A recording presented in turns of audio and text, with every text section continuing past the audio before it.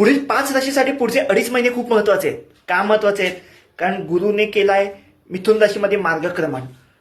एवढे दिवस मिथुन राशीमध्ये वक्री असलेला गुरु आता मार्गी झालाय मिथुन राशीमध्येच. आता याचा हळूहळू ह्याची वाटचाल सुरू झाली कर्क राशीमध्ये. जून महिन्यामध्ये 1 जूनला गुरु आहे तो मिथुन राशीतनं कर्क राशीत प्रवेश करणार. पण त्याच्या आधी हा मार्गी झालेला गुरु खूप फायदे करून देणार आहे या पुढच्या 5 राशीसाठी. फायदे काय करेल की तुमच्या मनात तुमच्या डोक्यात काही संकल्पना असेल, काही योजना असेल, त्या सत्यात उतरवण्यासाठी हा गुरु खूप काम करेल, हा खूप मदत करेल. त्याच्यानंतर तुम्हाला नोकरीमध्ये तुमच्या व्यवसायामध्ये स्थिरता मिळण्यासाठी तुमच्या ओळखीच्या लोकांचा खूप फायदा होणार आहे.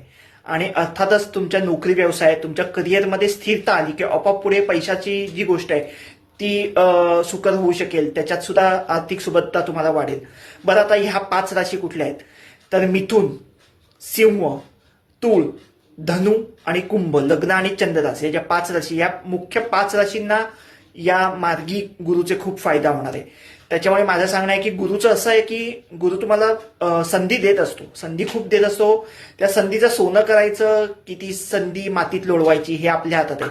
त्याच्यामुळे माझं म्हणणं आहे की हे जे 2.5 महिने तुम्हाला मिळालेत ना या 5 राशीसाठी, 5 लग्न आणि चंद्र राशीसाठी, याचं सोनं करा.